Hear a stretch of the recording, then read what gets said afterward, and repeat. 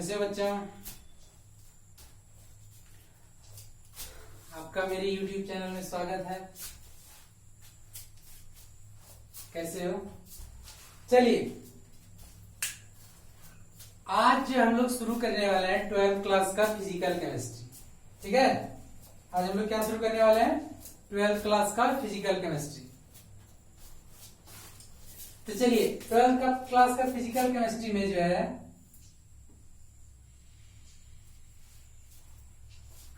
पांच चैप्टर है, जैसे कि आपको पता है।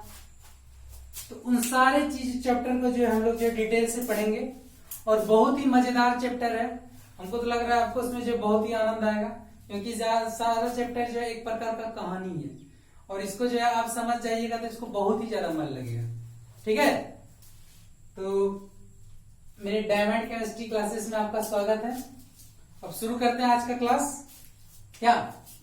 तो आज का क्लास शुरू करते हैं। आज हम क्या पढ़ाएंगे? फिजिकल केमिस्ट्री स्टार्ट करना है। फिजिकल केमिस्ट्री, फिजिकल केमिस्ट्री शुरू करेंगे। किसका? क्लास 12। ठीक है, तो आपको जैसे कि पता है कि 12th में फिजिकल केमिस्ट्री में कितना चैप्टर है? 5 चैप्टर है। कौन कौन सा है बताइए?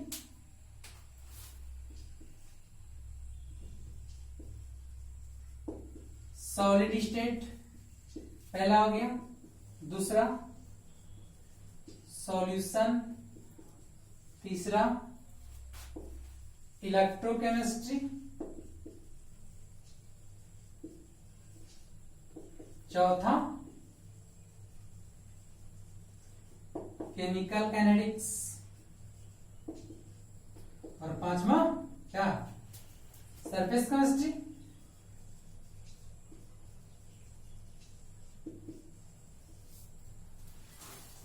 यही चैप्टर है 12th क्लास का, 5 गो, और बहुत ही मजेदार चैप्टर है। इसको बारीकी से सीखेगा ना, बहुत ही मजेदार है। और इस चैप्टर में जो है ना, सीरीज बाय सीरीज जो है हम ये देख रहे हैं कि कहानी बना हुआ है, कहानी बना है। और जो है आप इसको डिटेल से पढ़िएगा तो आपको बहुत ही मजा आएगा और आपको जो है एक प्रकार का कहानी जो है इसका पूरा समझ में आएगा। कहानी समझने के लिए आपको क्या चाहिए?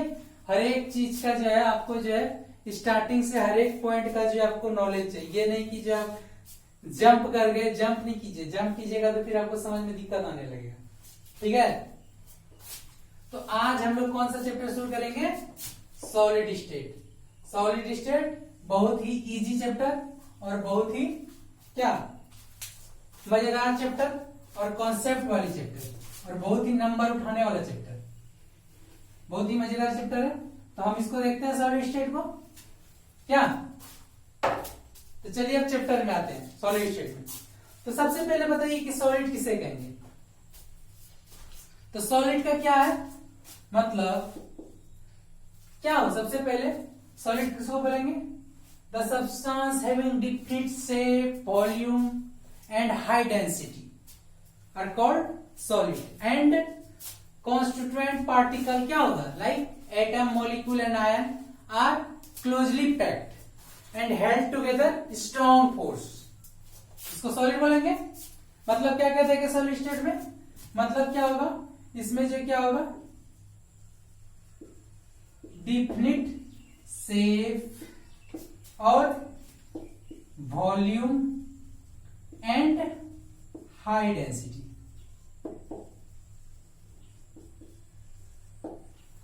मतलब जिसका क्या हो? निश्चित आकार हो, आयतन हो और उच्च घनत्व हो, उसे सॉलिड कहेंगे। और कॉन्स्टिट्यूएंट पार्टिकल, कोई भी सॉलिड किससे बनता है? किसी पार्टिकल से बनेगा।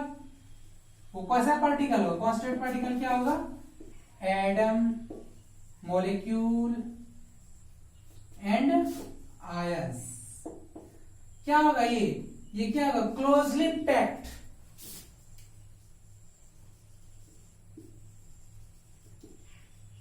Closely packed. और क्या होगा? ये जो है इसमें क्या होगा? स्ट्रॉन्ग फोर्स होगा।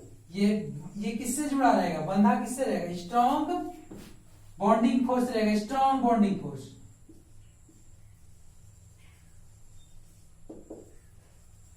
इसी को सॉलिड बोलेंगे। जिसका निश्चित क्या हो, जिसका क्या हो, निश्चित आकार हो, आयतन हो, घनत्व हो, और इसका कांस्टेंट पार्टिकल क्या हो, अन्वयिकन क्या हो, एटम मॉलिक्यूल आयन क्या हो, क्लोजली पैक्ड हो, और इसका जो है इसमें जो है क्या हो, स्ट्रॉन्ग फोर्स, इसी को सॉलिड बोलेंगे। समझ में आ रहा है? अब देखिए सॉलिड स्टेट समझ में आ गया आपको। अब देखिए सॉलिड किसको, सॉलिड जो है, सॉलिड को हम लोग जो है दो भाग में बांटे हैं। कौन कौन सा? पहला हो गया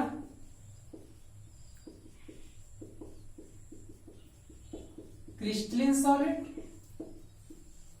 और दूसरा एमोर्फस सॉलिड। हिंदी में अच्छा एक लिखिए कैपिटल, एक लिखिए स्मॉल, खैर कोई बात नहीं, आप लोग समझिए। चलिए क्रिस्टलिन सॉलिड, दूसरा एमोर्फस सॉलिड।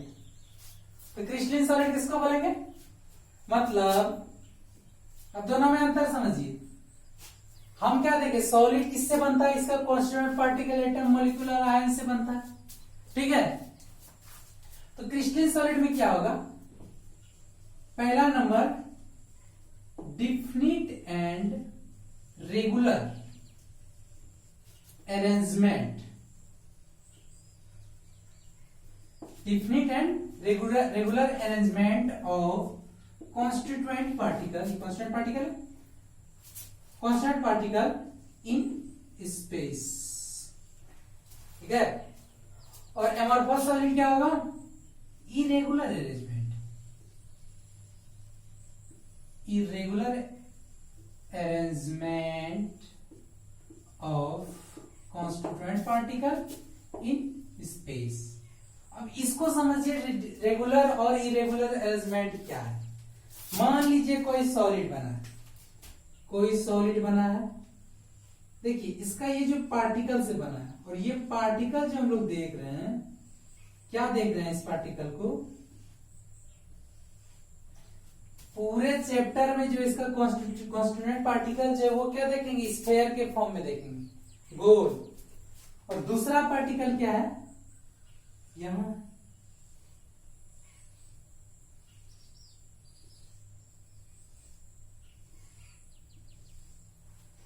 तीसरा लेयर ये रखिए,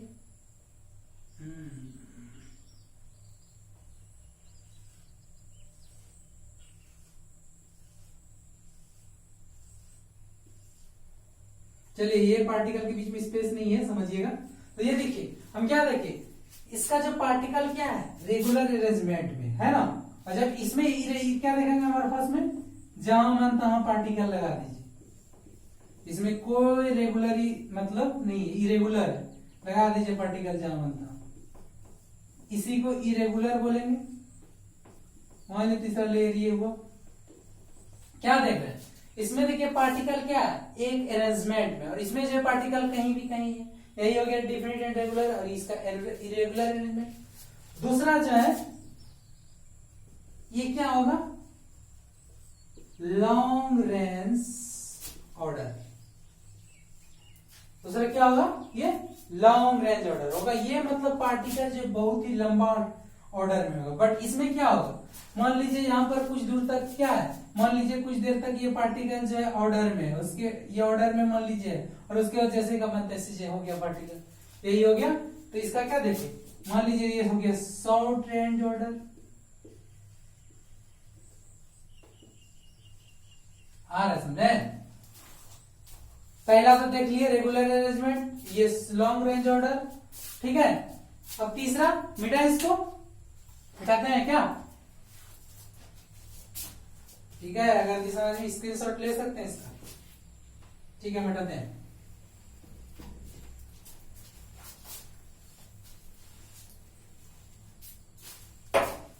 तीसरा देखिए,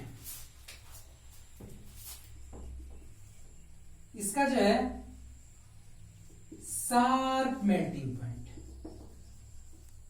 sharp melting point, sharp melting point और इसका ब्रॉड मेल्टिंग पॉइंट। अब ये शार्प मेल्टिंग पॉइंट और ब्रॉड मेल्टिंग पॉइंट क्या है? सबसे पहले मेल्टिंग पॉइंट क्या है आप लोग को पता ही होगा, मतलब जिस टेम्परेचर पर कोई सॉलिड जो है लिक्विड में कन्वर्ट कर जाता है उसी को क्या बोलेंगे? Melting point. ठीक है, ठीक है, तो ये हो गया इसका मेल्टिंग पॉइंट। अब ये बात रहा शार्प क्या है, शार्प क्या और ब्रॉड क्या है। मान लीजिए कोई क्रिस्टलिन सॉलिड है, ठीक है, अब उसको जो है हीट किए, उसको हीट किए तो वो जो है क्या हो गया? मेल्ट करना। जब पिघलना कब शुरू हुआ? मान लीजिए कि 120 डिग्री आते आते ये पिघल गया, ठीक है, 120 डिग्री में पिघलना हुआ और 122 में जो है कंप्लीट पिघल गया, ये हो गया। और जब एमरफॉस सॉलिड रहेगा उसका क्या होगा? मान लीजिए 140 डिग्री में पिघलना शुरू और कंप्लीट होते होते 160 डिग्री, 160 में मान लीजिए 200 डिग्री चल गया, ठीक है। 120 से यहां देखिए क्या है, इसका क्या है, इसमें जो अंतर कितना है? सिर्फ 2 का, और इसमें क्या है? 60 का अंतर। मतलब इसमें जो अंतर होगा जो है मेल्ट करने का बहुत ही कम होगा और इसमें बहुत ही हाई होगा। तो ये हो गया शार्प मेल्टिंग पॉइंट, ये हो गया ब्रॉड मेल्टिंग पॉइंट। आ रहा समझ में? तीसरा हो गया। चौथा आप देखिए, चौथा क्या है? चौथा देखिए क्या है, दे undergoes clean cleavage. They undergo clean cleavage when we cut by knife. मतलब क्या हुआ? इसके ये क्या होगा? इसका कोई मतलब जो है, अगर यदि कोई जो क्रिस्टलिन सॉलिड है, अगर जो उसको हम चाकू से काटेंगे तो उसका जो क्लीवेज जो बनेगा वो एकदम क्लीन बनेगा, ठीक है, वो क्लीन बनेगा। लेकिन इसमें जो है, इसमें क्लीवेज क्या इरेगुलर हो जाएगा। मतलब क्या मतलब, जैसे कि इसको काटेंगे तो ये जैसे चाकू काटे ये ऐसे हो गया, ऐसे हो गया, ऐसे हो गया, क्योंकि इसका पार्टिकल क्या होता है? रेगुलर अरेंजमेंट में ही नहीं होता, जिधर मत इधर होता, इसलिए अच्छे से कटता नहीं है। ये चौथा एग्जाम्पल हो गया, ठीक है। चौथा हो गया डिफनेस, क्या अंतर हो गया चौथा। अब इसका एग्जाम्पल देखिए, दोनों का एग्जाम्पल देखिए।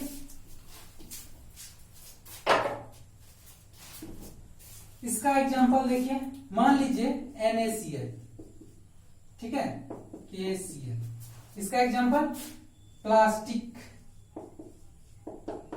रबर। इसका एग्जाम्पल और ले लीजिए, चौक ले लीजिए, सॉरी मार्बल।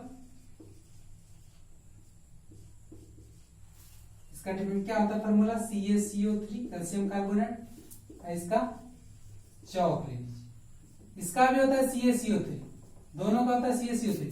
अब दोनों में अंतर देखिए, ये भी कैल्शियम कार्बोनेट से बना, ये भी कैल्शियम कार्बोनेट से बना। लेकिन देखिए मार्बल को जब देखिए घर में टाइल्स वगैरह लगाते हैं, जब उसका काटते हैं तो उसका जो जैसे चाहे वैसे जिस आकार में चाहे काट लेते हैं, उसका पार्टिकल क्या होता है? क्लीन क्लीवेज होता है, क्योंकि उसका पार्टिकल रेगुलर अरेंजमेंट में होता है।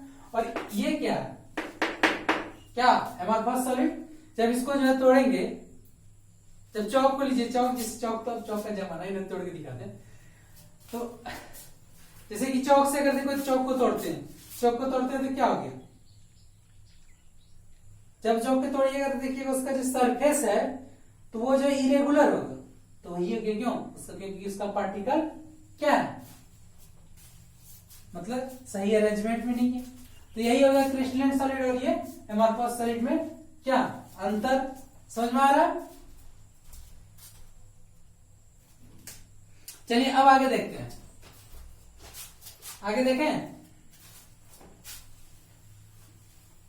बहुत ही मजेदार चैप्टर है सॉलिड स्टेट। और एक चीज, हाँ, पूरे चैप्टर में एमरफॉस सॉलिड का जो है पूरे बुक में सिर्फ डिफिनेशन यही है, यही तक है। एमरफॉस सॉलिड फिर पढ़ना नहीं है, कहीं पढ़ना है हमको क्रिस्टलाइन सॉलिड, उसी के बारे में पूरा चैप्टर में पढ़ना है। एमरफॉस सॉलिड का कहानी यही तक था। अब जो हम लोग को कहानी पढ़ना है किसका? क्रिस्टलाइन सॉलिड का कहानी पढ़ना, ठीक है। तो हमको अब पढ़ना है क्रिस्टलाइन सॉलिड का। तो चलिए,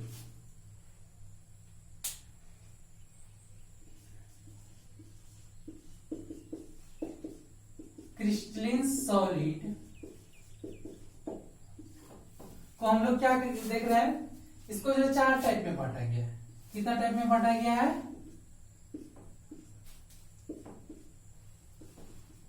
4 टाइप में बांटा गया है। कौन कौन सा है बताइए?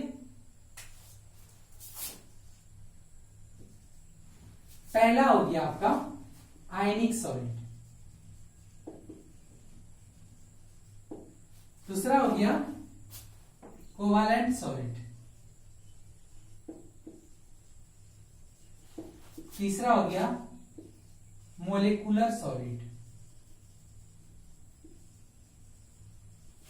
और चौथा हो गया मेटालिक सॉलिड।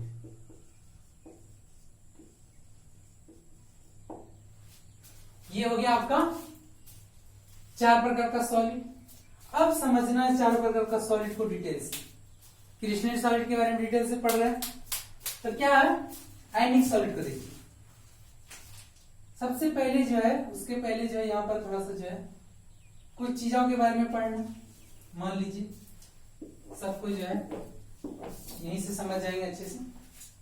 सबसे पहले आप देखेंगे ये आयनिक सॉलिड जो है किस पार्टिकल से बना है, मतलब यहाँ कॉन्स्टिट्यूएंट पार्टिकल। कॉन्स्टिट्यूएंट पार्टिकल तो इसमें जो है कॉन्स्टिट्यूएंट पार्टिकल क्या होगा? क्या होगा? पॉजिटिव एंड निगेटिव, मतलब आयंस। इसका कॉन्स्टिट्यूएंट पार्टिकल क्या होगा? मतलब आयनिक सॉलिड जो है वो जो है पॉजिटिव और निगेटिव आयन से बनेगा। इसका कॉन्स्टिट्यूएंट पार्टिकल क्या होगा? आयन होगा। कोवैलेंट सॉलिड में क्या होगा? इसका कॉन्स्टिट्यूएंट पार्टिकल क्या होगा बताइए? ये कोवैलेंट सॉलिड जो बनेगा वो एटम से बनेगा। इसका कांस्टेंट पार्टिकल एटम होगा, ठीक है। और मोलिकुलर सॉलिड में जो इसका कांस्टेंट पार्टिकल क्या होगा? मॉलिक्यूल होगा, ठीक है। एटम मॉलिक्यूल सबका जानकारी है ना आपको? नहीं होगा बताइएगा, पीपीटी बनाएंगे। चलिए, एटम मॉलिक्यूल हो गया। और ये जो है चौथा जो है मेटालिक सॉलिड में क्या होगा? पॉजिटिव मेटल होगा, ठीक है। मतलब अगर ये जो है कांस्टेंट पार्टिकल इन सब चीजों का बनेगा। आयनिक सॉलिड में constant particle atom, sorry ions, covalent में एटम, मॉलिक्यूलर में मॉलिक्यूल, और मेटल में क्या? पॉजिटिव मेटल लाइक FeCu, इस तरह। दूसरा बॉन्डिंग फोर्स, मतलब इसमें जो फोर्स कैसा होगा? हम जानते हैं कि पॉजिटिव और निगेटिव के बीच में कैसा फोर्स लगता है? इलेक्ट्रोस्टैटिक फोर्स ऑफ एट्रैक्शन, ये लगता है।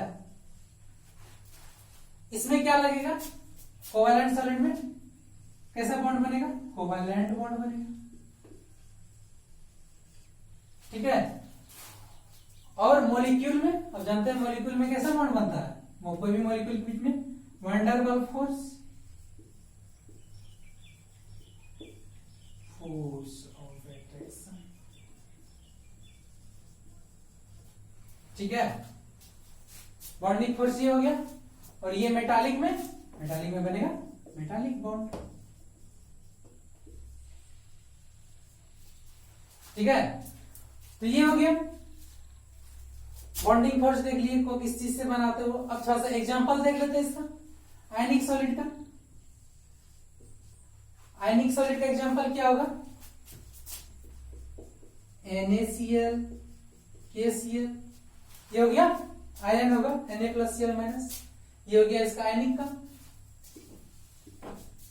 अब कोवैलेंट सॉलिड में क्या होगा इसका एग्जांपल बताइए? क्या होगा कोवैलेंट सॉलिड में? डायमंड, सिलिका, ये हो गया कोवैलेंट में का एग्जांपल हो गया डायमंड एंड सिलिका। और मॉलिक्यूल में, मॉलिक्यूल क्या हो गया? H2O ले लीजिए, CO2 ले लीजिए, ये हो गया क्या? मॉलिक्यूल सॉलिड का एग्जांपल। और मेटालिक बॉन्ड, मेटालिक सॉलिड का क्या हो जाएगा? FeCu, ठीक है। तो यही हम लोग आज देखे, ठीक है, पूरा देखें। सॉलिड किसे बोलेंगे? Crystalline solid. सॉलिड दो प्रकार का है, crystalline solid, amorphous solid. Crystalline solid किसे कहेंगे, अमॉर्फस सॉलिड किसे कहेंगे, क्या दोनों में अंतर है, सबको बारीकी से समझे। फिर एमॉर्फस सॉलिड, सॉरी अब फिर उसके बाद एमॉर्फस सॉलिड को पूरे चैप्टर में तो कहीं पढ़ना है नहीं। क्रिस्टलिन सॉलिड के बाद क्रिस्टलिन सॉलिड को पढ़ना है। और क्रिस्टलिन सॉलिड को जो है क्या 4 प्रकार से बांटा गया है। कौन कौन सा है? आयनिक है, कोवालेंट है, मॉलिक्यूल है, मेटालिक है, और 4 ही बस हो गया। कौन किस किस कांस्टेंट पार्टिकल से सारा जो है सॉलिड बना हुआ है वो देखे, कैसा फोर्स ऑफ अट्रैक्शन रहता है, कैसा बॉन्ड बनता है वो देखे, फिर सारे का एग्जांपल देखे। तो ये जो है आज मैंने ये जो फिजिकल केमिस्ट्री सॉलिड स्टेट शुरू की, आज यहां तक देखे हम लोग, और उम्मीद है यहां तक आपको सारा चीज समझ में आ गया होगा। नेक्स्ट डे और भी मजेदार और भी अच्छे से क्लास लेंगे, और आपको अच्छे से अच्छे तरीके से सारा चीज समझ में आएगा। आज यहीं रहने देते हैं। अगर कहीं कुछ समझ में ना आया हो, दिक्कत हो, तो जो आप हमको कमेंट बॉक्स में कमेंट करके पूछ सकते हैं। आज बस यहीं तक रहने देते हैं। बस अपना ख्याल रखिए, मस्त रहिए, और बस मस्त से पढ़िए। चलिए, धन्यवाद।